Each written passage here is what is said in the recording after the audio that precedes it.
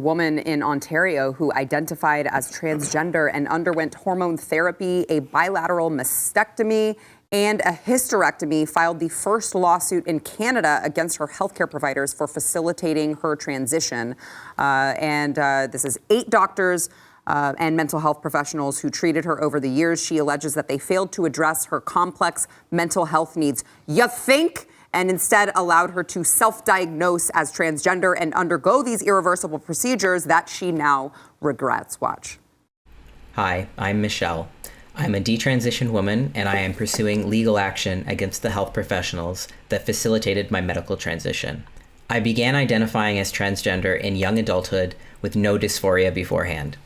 This was not a red flag to me, as I was assured that many people discover their true gender identity later in life.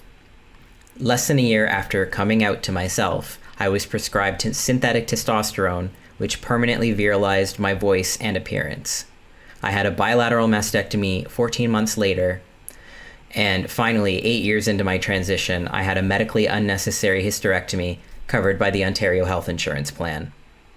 Each step involved irreversible alterations to my body and came with serious risks, yet all were met with little challenge despite my long-standing history of mental health struggles and no indication of gender-related distress in childhood or adolescence.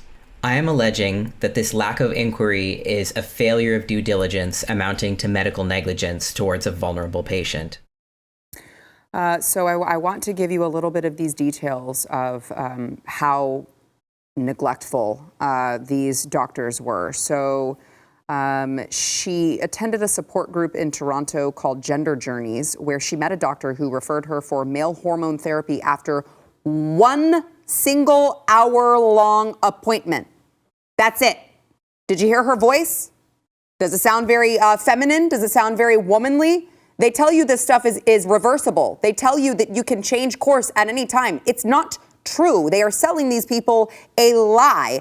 Also, her therapist also recommended hormone therapy despite being aware of her long history of serious mental health issues. After 3 appointments with another doctor, she was prescribed testosterone. Later, several years later, she had her breast removed after she received a letter from her doctors recommending her for this mastectomy. She underwent the hysterectomy after being referred by, another doctor. And all of these processes, it took the actual patient, the actual one who was going through all of these mental health issues. It took the one without the freaking medical degree to go, wait, did we just rush into this?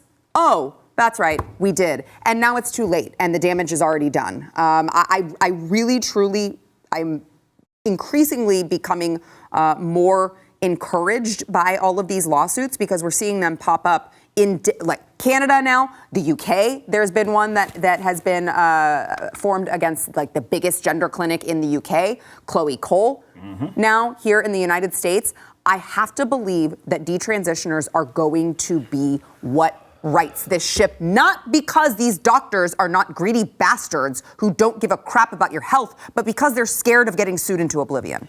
Yeah, and that's sad that it has to come certainly to that point. I think a lot of these, there's been more, definitely as you look more into it, more detransitioners than I think a lot of people gave credit for. Mm-hmm. Just they're not the guys that are going to get propped up right. when stuff like this goes down. But you hear that voice, you know what mm-hmm. I mean? Hell, the fact that people would lie and say, well, this wasn't irreversible, you're not doing irreversible damage and stuff no, this is stuff, and it's happening to young people, definitely in the case of Chloe Cole, was a teenager. You know what I mean? This is child abuse. Let's just call it exactly what it is, and all the docs that participated in this are doing exactly that. It'd be one thing that if you are a full-blown adult, you know what I mean? And, you can make the argument maybe a person that's going through that doesn't have it all upstairs. That's what I'm saying. A vulnerable adult, yeah. I think you can still abuse a vulnerable adult. Yeah, exactly. You know what I mean? So even to that case, to your point, it's still a problem. It's still a fundamental issue that these people have mental issues regardless. And there used to be a time where the whole gender dysphoria thing was a thing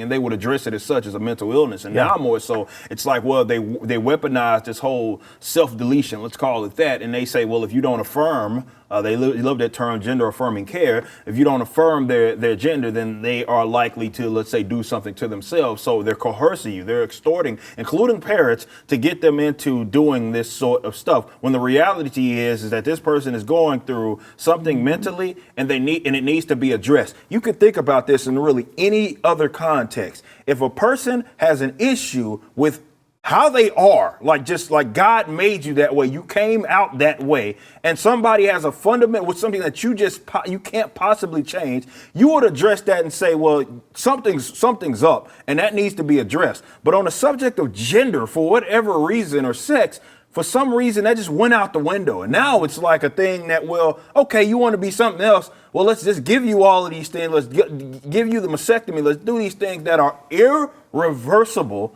and let's just see what happens after that. And the fact that they've tried to it's not just the coercion, it's the gaslighting of everybody that's around and saying there's something fundamentally wrong with this. And the fact that there are doctors, these supposed experts, who are all in on it just makes it that much more criminal, because we thought that we were supposed to be able to trust them. Right. I do think it's not science. It's what you pointed out before. A lot of this has to do with money. I think they're just after money. They are. Lifetime patient. And I think that, it's kind of similar to how corporations have gone woke today. I don't think it's because any of them believe in wokeness. Right. I think that a lot of some of it has to do with a lot of these woke kids graduating and going into some of these companies. But a lot of them were scared to death over Occupy Wall Street. And they were like, okay, something has changed. There's a shift in how activism happens, how some of these big-time lobbies are coming after people, and they can legitimately do damage now. The LGBT barbecue, whatever it is now, how they are now. You forgot the two. I don't know, I forgot a lot of them. You forgot the two, It Jason. changes by minute. I'm forgetting a lot of letters. The way that the trans community kind of co-opted in to that lobby was a huge boon for them. Huge. Because, like you said, it was a mental disorder. We're not talking about someone that just, if it's a dude that prefers dudes over chicks, or vice versa. We're talking about someone that thinks there's something they're not. Yeah. It's a mental disorder. Yeah. And we have scientists saying, oh, it's a science, and doctors saying, yeah, they need treatment. This is not what you were saying a few years ago. So don't tell me it's a science. You want money, and you're scared of the lobby. That's what it is. And these people are suffering because of it. And they're also weaponizing language, as the left often does, by calling it gender-affirming care. That's quite literally the opposite of what it is, right? Oh, it's true. If you gave them gender-affirming care, you would be telling them that they are what they were born, right? Yeah. That is gender-affirming care, affirming the gender that they actually are. This is something completely separate, and they've marketed it as oh, well, this is called gender-affirming care, and you have to do it or else your child will die. Yeah. And it's no, that's not gender-affirming care at all. No, it's never. But that's how they sell it. Yeah, no, that's the part of the gaslight. That's what I was talking about. It's part of making it seem like everybody else is crazy. As we sit up here and we acknowledge the fact that this is nuts, man. Especially the fact, I think that was where they overplayed their hand, is going after young people, allowing young people to be able to go through all that, coercing people's children into doing this sort of care. We're talking about irreversible damage, man. And the fact that even that was a whole lie, where they would try to, gaslight us and to say, well, no, it's not irreversible. No, dude, this is stuff when you talk about double, what else is it if it's not irreversible? Right. What else is that? You know what I mean? And I hate that, it had to go there, right? You had to go after these young people, right? Because that's who, ultimately, to me, that was what it was all about. That was who they were all after, to try to make a bunch of new soldiers, essentially, and people that will affirm. It's sad, but that's what they do, is they go after young people to validate themselves and their own craziness. So if they get the young people, if they get the institutions, certainly, of education, well, they can say, well, we've won, even though their ideas are terrible. Yeah, I think it was Woodrow Wilson that said the goal of a university should be to make the child most unlike their parents as possible. And that just filtered, the progressives took that from university, and now it's all the way down in grade school. Yep. If you like that clip, there is plenty more where that came from. Click the link in the description below to subscribe to the News and Why It Matters YouTube channel to watch the full episode.